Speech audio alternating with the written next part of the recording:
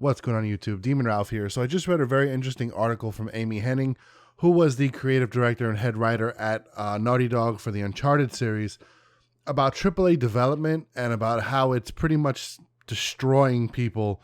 And in her exact words, the title of the article is AAA Game Development Lifestyle is Unwinnable. Now, I'll have the article linked in the description below. I do highly recommend everybody read this article, especially, obviously if you're a gamer, duh.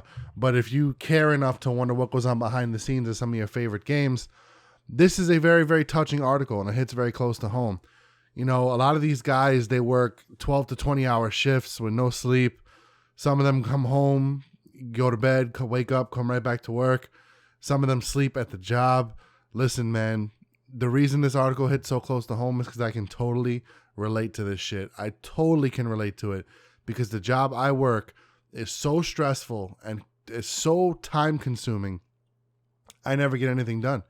It's so hard to balance my hobbies with my job, even though obviously I need to work and a job should come first because without your job, you don't have your hobbies. But there's a quality of life, and I feel I work so much and I do so much at work that it's breaking me down mentally. It's breaking me down physically. It's destroyed me. It's taken so much from me and has given nothing back. Yeah, I make some decent money, but what's the point? Because I have to buy a car so I can get to work, which costs money. I needed an education so I can get this job, which is still costing me money and will cost me money for another 20 so years. You know what I mean? So I totally understand. And reading this article about AAA developers, man, it really hit close to home because some of it, I can relate to so much. I really recommend you guys read this article.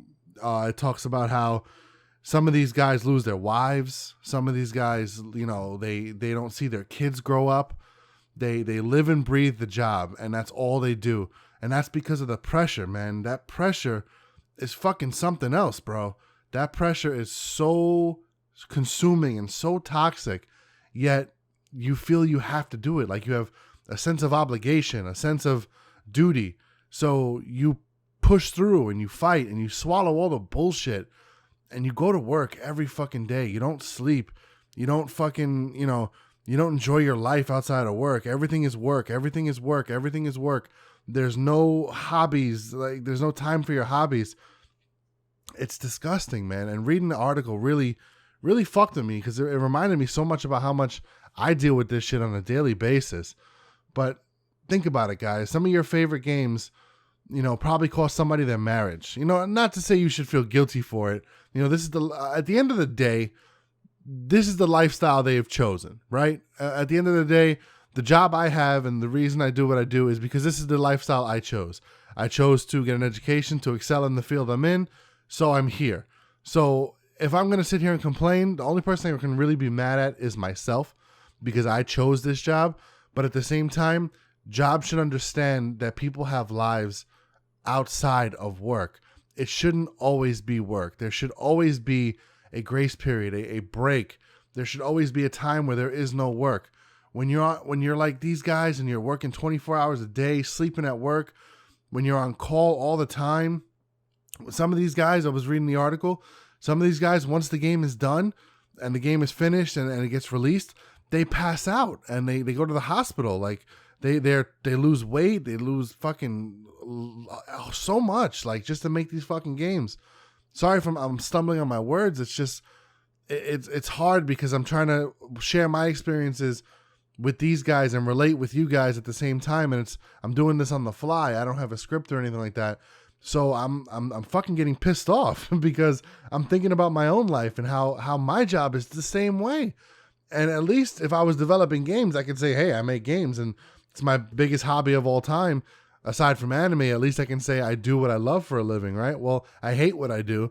So I'm getting pissed off because I'm sure some of these guys hate what they do. And if they loved gaming at one point, they probably can't stand it now. You know what I mean? It's fucking crazy. Oh my God. Some of the shit that these developers go through, man.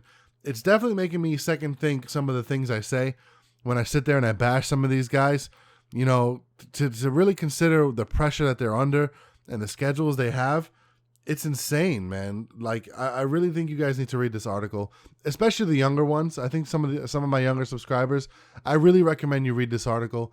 You know, it may not hit you, but once you start working and once you really get out in the world, something like this will hit you. You know what I mean? You'll understand what it's like when you're consumed by a job and everything is your job, no matter what you do, you know, no matter what you like outside of work, it's always going to be your job first. And sometimes jobs take advantage. And I think a lot of times actually jobs take advantage, not just sometimes. So, you know, be careful what you decide to do for a living, man. If you decide to go to school for a good job, make sure it's something you're going to stick with, because if you go to school for game development, this is what you're in for. You know what I mean? You're in for some serious shit. The smaller studios don't have some of these problems.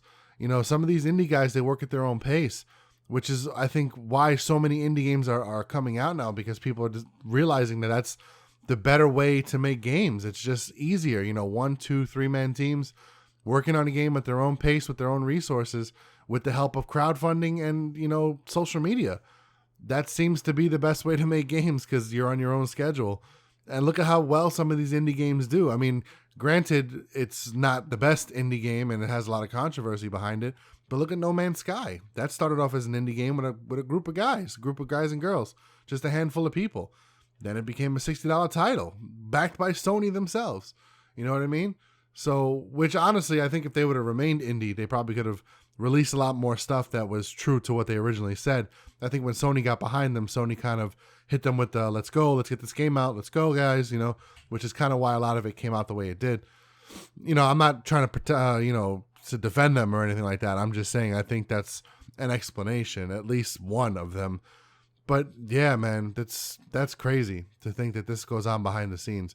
I mean, it's something I think a lot of us already knew, but reading it from somebody who's an industry leader, you know, well, not really a leader, but somebody who's got, you know, some pedigree in the industry and who's been around a while, you know, it hits close to home. And it's crazy seeing some of this shit. And I feel bad for some of these guys. I really do.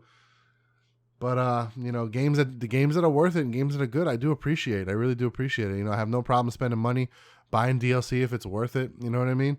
I try to give back. I try to pay it forward. But, you know, some of these guys, they lose their children. They lose their wives.